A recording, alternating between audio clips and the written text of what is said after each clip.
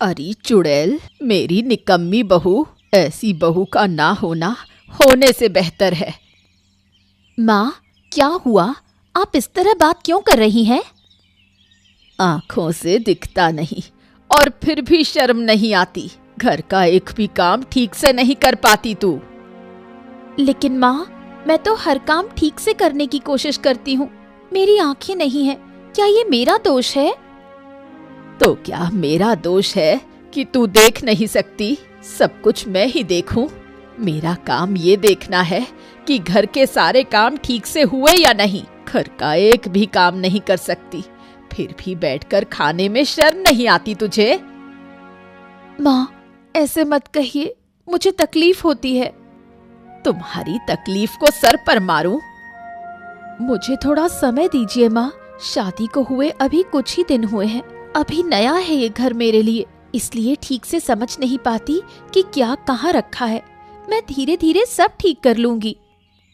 तुम्हारी आंखें न होने की वजह से मुझे अपमान सहना पड़ता है। सब कहते हैं कि अंधी लड़की को घर की बहू बनाकर लाई हूँ। तुझ जैसी लड़की की वजह से मेरी इज्जत मिट्टी में मिल गई है। इस बात का ख्याल रखना। देखिए देखिए देखिए महाराज, कौन आया है।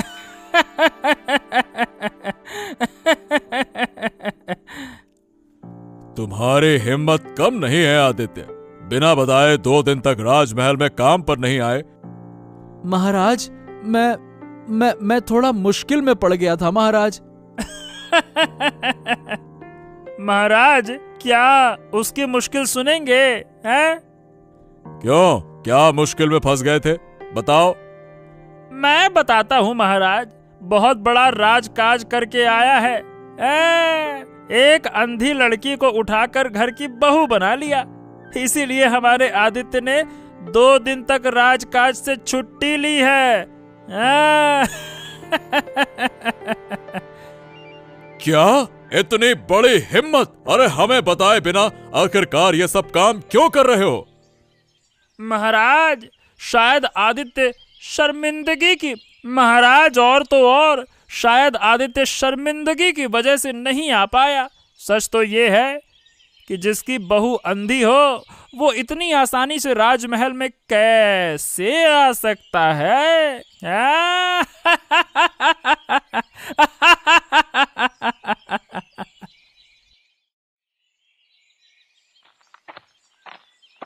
अरे ये क्या कर रही हो तुम? तुम्हें ये सब करना शोभा देता है क्या? हैं? देखो, मैं अंधी हो सकती हूँ, लेकिन मेरा दिल अंधा नहीं है। मैं सब समझती हूँ। मैंने देखा कि तुम दोपहर की धूप में रात सभा से निकलकर घर में काम करने आए हो, इसलिए मैं तुम्हारे लिए पानी लाई हूँ। अरे वही तो कह रहा हूँ, तुम्हें ये सब करने की जरूरत नहीं है। मैं अपना काम खुद कर सकता हूँ। हाँ। मुझे तकलीफ नहीं होती क्या? मैं तुम्हारी पत्नी हूँ। जहाँ मुझे तुम्हारी सेवा करनी चाहिए, वहाँ मैं अंधी होने की वजह से तुम्हारे लिए वो सब नहीं कर पा रही। अरे तुम ऐसे क्यों सोच रही हो? हैं? जो सच है मैं वही कह रही हूँ, और मैं ये सब क्यों ना सोचूं। मुझे ब्याह कर तो ले आए, लेकिन तुम्हें सारी जिंदगी तकलीफ उठानी पड़ेगी। मैं जानती हूँ। लोग तुम्हें क्या कहते हैं इसके बारे में मैं कुछ नहीं कह सकता, ना मुझे पता है। लेकिन मैंने तुम्हें पसंद करके ही शादी की है, और मैं मानता हूं कि शादी का मतलब ये नहीं कि सिर्फ बीवी सारे काम करे। घर चलाने के लिए दोनों को बराबरी से मेहनत करनी पड़ती है। और एक बात जान लो, तुम्हें पाकर ना मैं बहुत खुश हूं। हाँ। तुम क्या सच में मेरे जैसी अंधी लड़की को पाकर खुद को खुश नसीब मानते हो?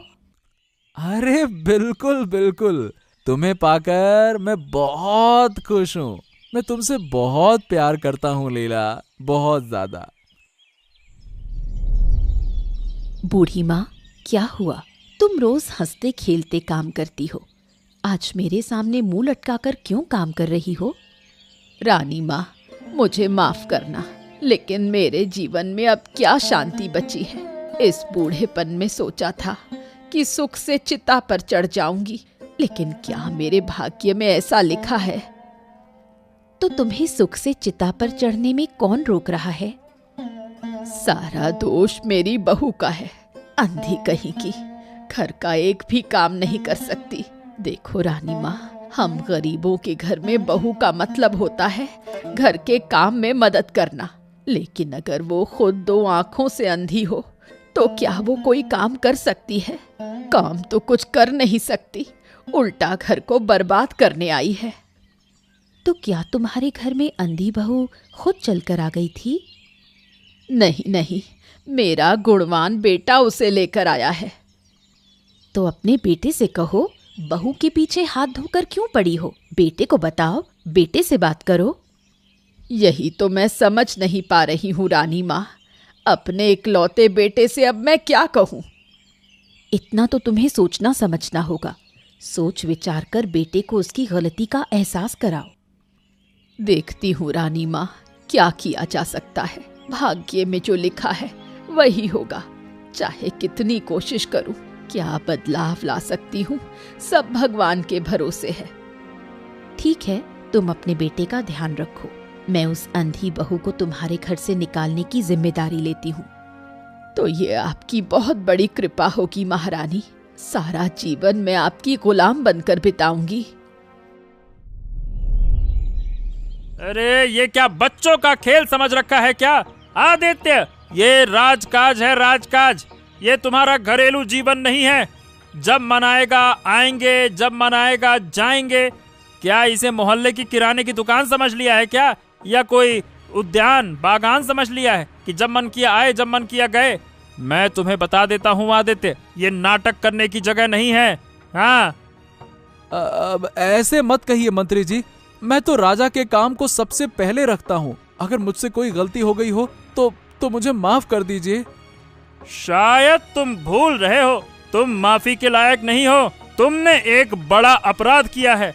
इतने दिन बिना बताए काम से गायब रहने की वजह से महाराज और मैं दोनों तुमसे नाराज हैं। हाँ?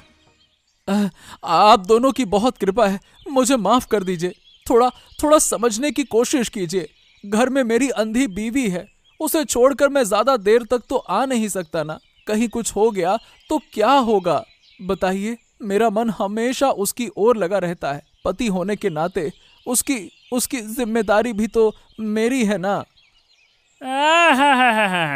ये सब बातें उस अंधी बीवी से शादी करने के वक्त ध्यान में नहीं आई हैं? शादी करते वक्त तो बड़ी लार टपकी होगी। देखिए मंत्री जी, मैंने उससे प्यार करके शादी की है। वो मुझे बहुत पसंद है, कोई फालतू की चीज नहीं है। ओ, मेरी बात ध्यान से सुनो। ये प्यार मोहब्बत का नाटक ना मुझे मत सुनाओ। सबसे ऊपर राजा का काम, बाकी सब दूजा काम। समझ गए? हाँ, मैं समझ गया। मैं वादा करता हूँ, अब से मैं राजकाज मन लगा के करूंगा।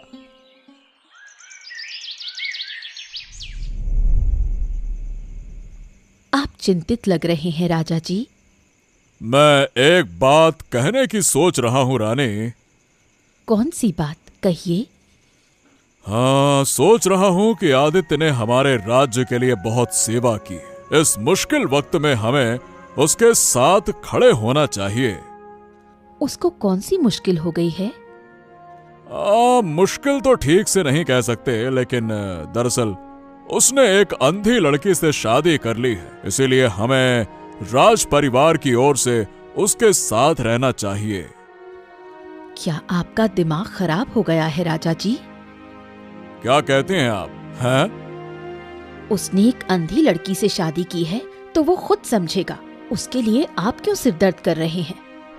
ओहो, तुम शायद भूल रही हो रानी कि तुम भी एक औरत हो। एक औरत होने के नाते दूसरी बेसहारा औरत के साथ खड़ा होना तुम्हारा कर्तव्य है। ये बात मैं एक मर्द होने के नाते समझ सकता हूँ, और तुम एक औरत होने के बावजूद भी नहीं समझ पा रही हो, हैं? मुझे बस ये समझ नहीं आ रहा कि आदित्य के लिए आपका इतना प्यार क्यों टपक रहा है। अपनी बात थोड़ा सोच समझ कर कहने की कोशिश करो रानी। मैंने तुमसे सलाह मांगी है, इसका मतलब ये नहीं कि तुम कुछ भी बोलती जाओ और मैं उसे सहता रहूं। तो क्या एक बाहरी इंसान की वजह से हमारे बीच झगड़ा होगा? झगड़ा तुम कर रही हो रानी, एक छोटी सी बात को लेकर। खैर, तुमसे और बात मैं बढ़ाना ही नहीं चाहता, सो जाओ। चली तो मैं यहाँ से जाऊंगी, बस इतना जान लीजिए कि इस मामले में मेरी कोई राय नहीं है। तो फिर तुम भी मेरे मामले में, मेरे फैसले में दखल मत देना। यह हमारा आखिरी जवाब है, इसको कहीं लिख लेना, ठीक है? सो जाओ अब।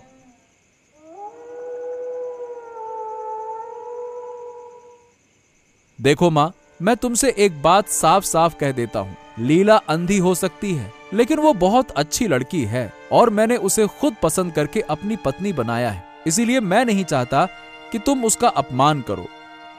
इसीलिए कहते हैं कि बहू लाने से लड़का बहू के हाथ बिक जाता है। एक अंधी लड़की के लिए तू मुझे ऐसे ताने दे रहा है? वो चाहे जैसे भी हो, है तो मेरी पत्नी ना। उसका अच्छा बुरा देखने का हक किसका है? मेरा है ना, क्योंकि मैंने उसे अपनी पत्नी बनाया है, उसे अपने घर लाया है, तो जिम्मेदारी तो मेरी हुई ना। उम्र होने पर सबकी यही उम्मीद होती है कि बहू उनकी सेवा करेगी, लेकिन हमारे घर की हालत ऐसी है कि बहू को ही खिलाना पिलाना पड़ेगा। दुनिया में कभी ऐसा सुना है तूने? हाँ देखो, जिंदगी में प्यार सबसे बड़ी चीज है माँ। किसी ने नहीं सुना तो अब सुनेंगे। और क्या, वो एक बेसहारा लड़की है और उसके साथ खड़े होने की जिम्मेदारी मेरी है। तू सबके साथ तो खड़ा रहता है, बस अपनी माँ के साथ नहीं। अरे तुम ना उसके आंख ना होने की कितनी बड़ी बड़ी बातें कर रही हो। मैं कब तुम्हारे साथ खड़ा नहीं हुआ? हाँ, बात करती हो। क्या तुमने कभी अपनी तरफ देखा है? तुम खुद भी तो कुबड़ वाली हो, सीधे चल भी नहीं सकती हो और बात करती हो, हैं? तो क्या उस नीच लड़की के लिए तू मुझे अपमानित करेगा? अपने हिस्से का खुद देख लेना, ये मेरा आखिरी फैसला है।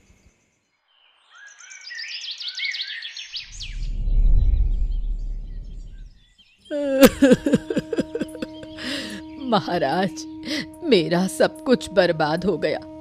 मेरा बेटा अब मेरी बात नहीं सुनता। महाराज, वो मुझे हर दिन अपमानित करता है। जो नहीं कहना चाहिए वो सब कहकर मुझे दुख देता है। वो भूल गया कि मैं उसकी माँ हूँ। अरे अरे, क्या हो गया? अब शांत शांत शांत शांत शांत हो जाओ, शांत हो जाओ।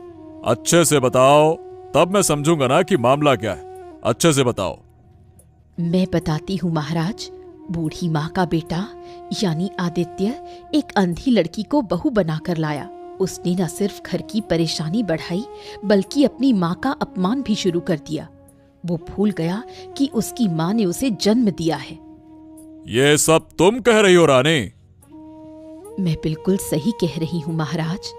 और साथ ही इस राज्य की रानी माँ होने के नाते मैं आपसे गुजारिश करती हूँ कि आदित्य और उसकी पत्नी लीला को इस बूढ़ी माँ का अपमान करने की सख्त सजा दी जाए। तुम जो कह रही हो सोच समझ कर कह रही हो रानी? मैं सोच समझ कर ही कह रही हूँ। अब आपको सोच समझ कर फैसला लेना है। ओहो, अब मैं क्या करूं? महाराज, आप कुछ तो रास्ता निकालिए। मैं तो अब तक सोच रहा था कि आदित्य की मदद करूं, लेकिन अब इस बूढ़े की शिकायत और महारानी की बात सुनकर मेरा दिमाग गड़बड़ा गया है। समझ नहीं आ रहा कि क्या करूं, क्या करूं, क्या करूं। हे भगवान, मुझे रास्ता दिखाओ।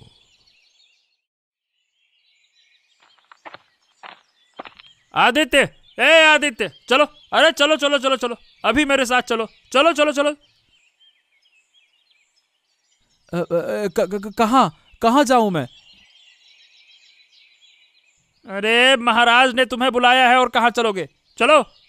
लेकिन अचानक मुझ जैसे साधारण इंसान को महाराज भला क्यों बुलाएंगे? बात क्या है मंत्री जी, साफ साफ बताइए ना। अरे बात क्या है, साफ साफ सुनो। तुमने अपनी बूढ़ी माँ का अपमान किया है, इसीलिए महाराज तुमसे बहुत नाराज हैं, समझ गए? हाँ, ये क्या कह रहे हैं मंत्री जी? महाराज मुझसे नाराज हैं? और क्या? अरे क्या हुआ मंत्री जी, कुछ तो बताइए, माजरा क्या है? अरे अब तुम्हें और तुम्हारी पत्नी को सजा मिलेगी, सजा। यही है माजरा। हाँ, तो क्या महाराज हमें सजा देने के लिए बुला रहे हैं? सजा ही नहीं, सख्त से सख्त सजा।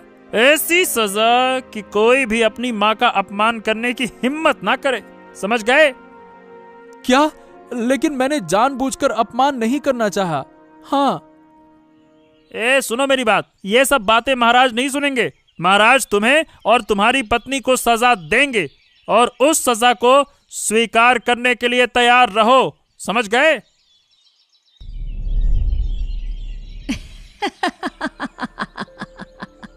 अब बोल बूढ़ी, मेरी अक्ल के हिसाब से काम हुआ कि नहीं? महारानी, आपने जो बुद्धि दी वो काम न करे ऐसा तो हो ही नहीं सकता। मुझे अच्छे से पता था कि महाराज को अपनी बातों में कैसे फंसाया जा सकता है। आपके कहने के मुताबिक जैसे ही मैंने रोते रोते महाराज को बनाई हुई बातें कही और नाटक किया, वैसे ही महाराज गुस्से से पागल हो गए और उन लोगों को सजा देने का इंतजाम कर दिया।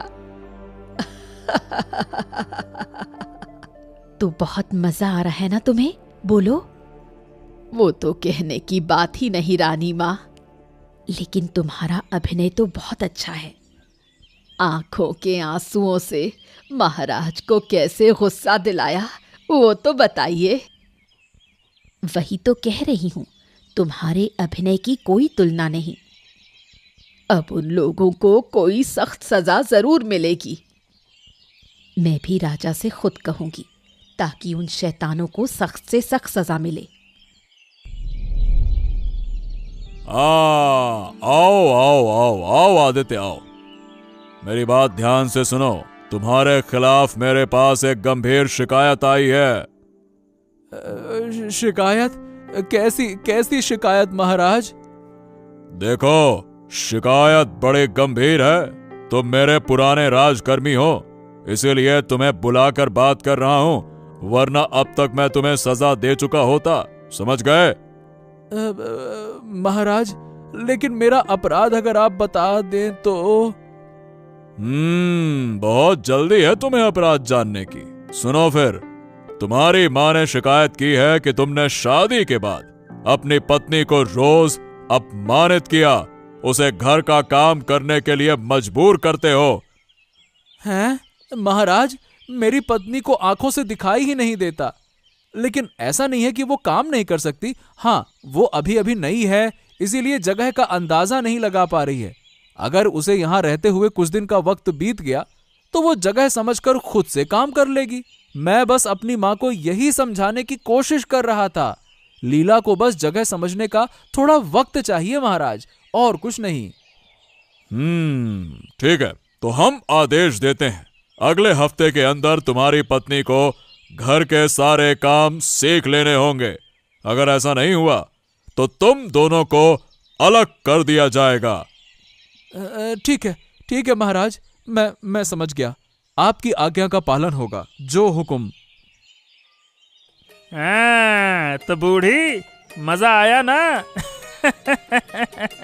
आप खुशी मिली कि नहीं मिली? बहुत मजा आया बाबा, बहुत मजा आया। जब तुम्हारी अक्ल से काम हुआ तो मुझे बहुत खुशी हुई। बूढ़ी, तुम अभी तक मेरा असली मकसद नहीं जानती। तुम सोच रही हो कि मैंने तुम्हारा भला करने के लिए ये सब किया। तुम गलत सोच रही हो। कुबड़ी बूढ़ी, उस आदित्य को देखकर मेरा खून जलता है, इसीलिए उसे बर्बाद करने के लिए मैंने ये सब किया। वैसे ये सारी बातें तुम्हें ना पता चलें तो बेहतर है। कुछ बोलते क्यों नहीं महामंत्री? अरे मैं तो तुम्हारी खुशी में खुश हूँ बूढ़ी माँ। मैंने तुम्हारा घर तोड़ने के लिए इतना कुछ किया और कर ही रहा हूँ। काश तुम ये समझ पाती। लेकिन तुम्हारा बेटा अपमानित हुआ। बताओ, तुम चाहती थी उसे सबक सिखाना, अब तो वो पूरी तरह से सबक सीख गया। सिर्फ बेटा ही नहीं, उसके साथ मेरी अंधी बहू भी सबक सीखेगी। अब उसे घर के सारे काम करने होंगे। अभी तक बैठे बैठे सिर्फ दूसरों को बर्बाद करती थी वो लड़की। अब समझेगी कि मेहनत करके कैसा लगता है। अगर मैं उससे अपने जूते साफ नहीं करवा पाई तो मेरा नाम नहीं। जब तक वो तुम्हारे पैरों पर गिरकर माफी नहीं मांगता ना, तब तक तुम उसे बिल्कुल मत छोड़ना। हाँ, देखना मैं क्या करती हूँ।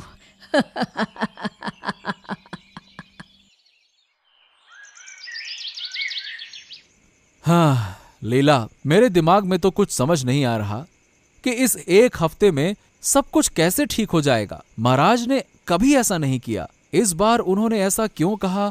मैं तो कुछ समझ ही नहीं पा रहा। तुम चिंता मत करो, एक दिन तो ऐसा होना ही था। मेरे जैसी अंधी लड़की से शादी करके तुम्हें दुख तो झेलना ही पड़ता, ये तो स्वाभाविक था। अरे दुख नहीं लीला, तुम्हें पाकर मुझे खुशी मिली है, सुख मिला है, लेकिन समाज हमारी तरह नहीं सोचता ना। शायद समाज को हमें स्वीकार करने में थोड़ा वक्त लगेगा, पर एक बात याद रखना, सब एक दिन समझ जाएंगे। तब तक हमें मुश्किल हालात से गुजरना ही होगा। फिर भी लीला, एक बात कहूं? कहो। हालात चाहे जैसे हों, मैं जिंदगी भर तुम्हारे साथ रहूंगा, तुम्हें कभी नहीं छोड़ूंगा।